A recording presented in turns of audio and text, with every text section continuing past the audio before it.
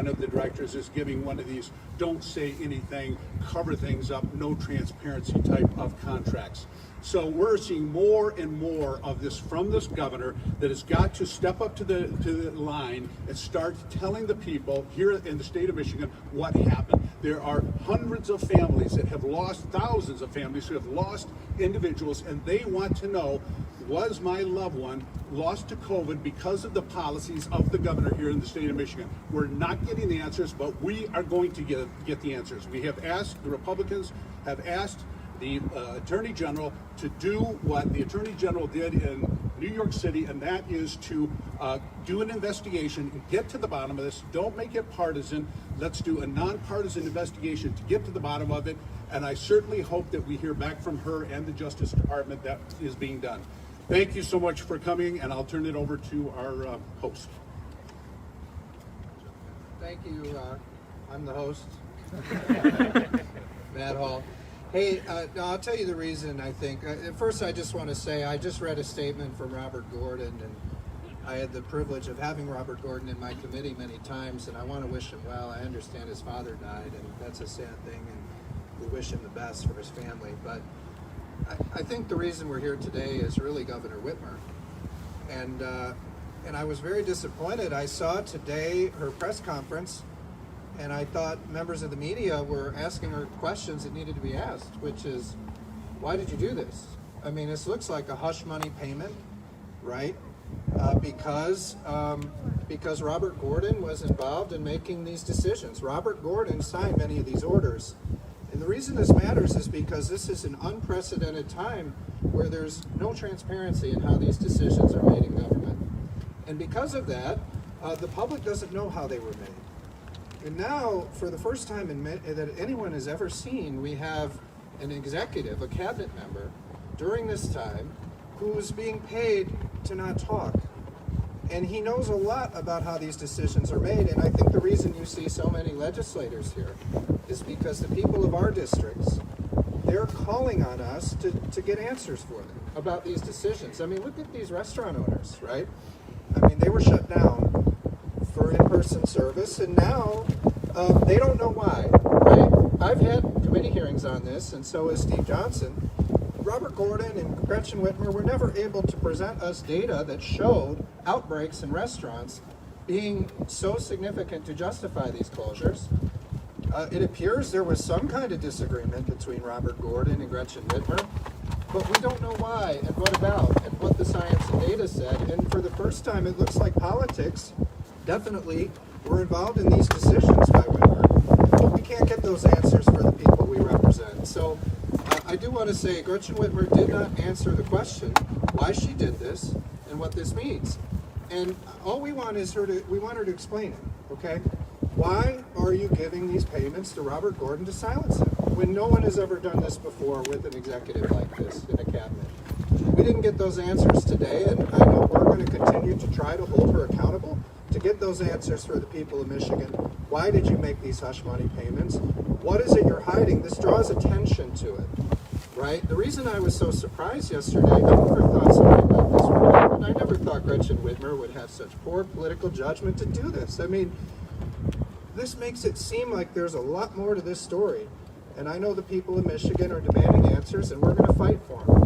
One more thing I want to point out, and I know Chad Liven did a great job with this, but Gretchen Whitmer stood up here in front of the Capitol a few years ago and called it a golden parachute when Rick Snyder paid somebody just for a few weeks or whatever it was, a few months after they left, right?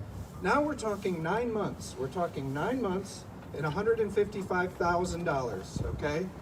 Now that is a golden parachute, people, all right? And we heard Gretchen Whitmer get up here years ago and say that was wrong. Now she's doing it. And not only is she doing it, but she's doing it much, much more than anyone's ever done it before. And I think we need to know why.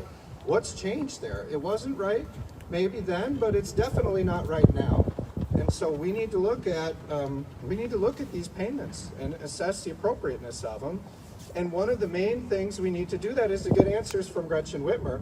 why are you doing this? And she didn't answer those questions today, and we'll continue to demand answers. So I'll turn it over to Steve Johnson, and we'll take some questions when it's over, I think, after the sign. Thank you. So as the Oversight Committee, what we have done when we saw what happened in New York with Governor Cuomo is we reached out to the department. We want to have good communication. We want to know, with what happened in New York, did that happen here? Can you show us that data? They refused to show us the data. We asked the department to come testify before our committee. They refused to testify before our committee. We have then given them a public document with the questions that we have, and we are asking them to answer. Yet almost a week later, they have refused to give us those answers. And now last night we find out that our governor has bought the silence of former Director Gordon with $155,000 of taxpayer money. It is a public official being bought off with taxpayer dollars. What I want to know is, what are they hiding? And that is what our Oversight Committee is going to do. We are going to begin an investigation to look at the process of what they're doing within this administration. It came to light that it's not just Director Gordon, but his aide as well has one of these agreements. Our office has issued a request for a copy of each agreement that has been signed. The question now has to be asked is whether the former disgraced UIA director who resigned has a similar agreement. We don't know. There has been no transparency from this administration. They have failed the people of the state of Michigan. And we are going to get to work to make sure that we can bring some transparency, some honesty to what actually happened here. I don't know who else is next. I think Ted, you're up. Well, we want to have a couple minutes here. We'll take some questions. Some members have graciously offered to do that. So if you have any questions, just raise your hand. So here.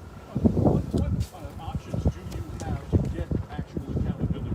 Will there be subpoenas? Will you be looking to try and either break this agreement that the governor signed, or will you be looking to force the information from other sources? The Oversight Committee will be doing hearings on these matters. We are reaching out to the department, asking for them to come forward and to testify. And we are working with our legal counsel to determine what options we have available. And if we have to do a subpoena, we will. Any other questions? Will you be asking questions of the newly appointed or the newly in place NDHHS director to see if you can get the information out of her? We would like to, but they refuse to testify before our committee. That's the problem here. We want to have an open dialogue. We want to have communication. But the more that they refuse to testify before us, the more that they refuse to answer our questions, it begs the question, what are you guys trying to hide? So we're going to try to do a thorough investigation. We would love for them to come forward to share their side of the story, but they have not done that yet. Time for two more questions in the back. Senator Runstead, does this play any role in your deliberations over whether to advise and consent to Elizabeth Hertel's appointment as the new DHHS director? It absolutely does. We are going to be having a lot of very pointed questions on Thursday in advise and consent. And basically the whole caucus is putting forward questions for the committee to really drill down and find out what did she know and when did she know it, what was her participation in all of these decisions. So it's going to be a really interesting committee hearing on Thursday, and yes, we absolutely are looking at this as part of the confirmation process. Any more questions? Yep, right here. Right here. Has this brought added pressure to the legislature to look into some of these things, to extend FOIA into the executive office and the legislative branch as well? So this week, Thursday, the Oversight Committee is going to have testimony on a package of bills that does expand FOIA to the legislature and to the governor's office. This situation has highlighted the need for this much needed reform. The House has passed this the last couple terms, and I believe with everything we've seen, we for sure will pass it again, and I believe that the Senate will have appetite to pass it as well, to make sure that the people of Michigan have transparency, that they can see what their government is doing for them. All right, and I'll just add one more thing before we wrap up. Look, the governor paid for the silence of the state's top health official who resigned abruptly. We're simply demanding answers to this question. Every Michigander deserves that. Thank you.